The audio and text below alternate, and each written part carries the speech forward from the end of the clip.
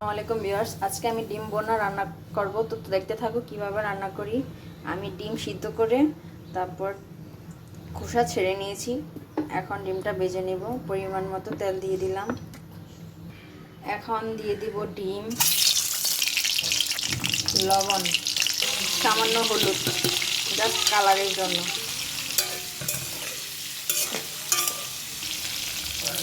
ডিম ভাজা কমপ্লিট, এখন নামিয়ে নিব। এখন আলু ভেজে নেব। আমি আলু, হলুদ আর লবণ দিয়ে মাখিয়ে রেখেছিলাম। আলু লাল করে ভেজে নিব। আলু ভাজা কমপ্লিট, এখন নামিয়ে নেব।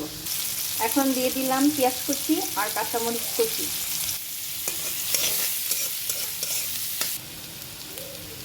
পেঁয়াজ হালকা ভেজে নিয়েছি। এখন দিয়ে দিব লবণ, সামান্য পানি, স্বাদ মতো আদা রসুন বাটা, হলুদ গুঁড়ো, মরিচ গুঁড়ো।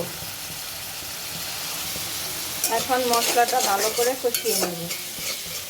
এই পর্যায়ে আমি দিয়ে দিব ভেজে রাখা আলু। মশলার সাথে ভালো করে কষিয়ে নেব। আলু সিদ্ধ হওয়ার জন্য দিয়ে দিব সামান্য পানি। এখন ঢাকনা দিয়ে ঢেকে দিব। হয়ে গেছে। এই পর্যায়ে দিয়ে দিব ভেজে রাখা ডিম। মশলার সাথে ভালো করে মিশিয়ে নেব। এখন দিয়ে দিব কেটে রাখা ধনিয়া পাতা। সামান্য পরিমাণে দিব, বেশি দিলে ভালো লাগে না। রান্না কমপ্লিট, এখন আমি নামিয়ে নিব।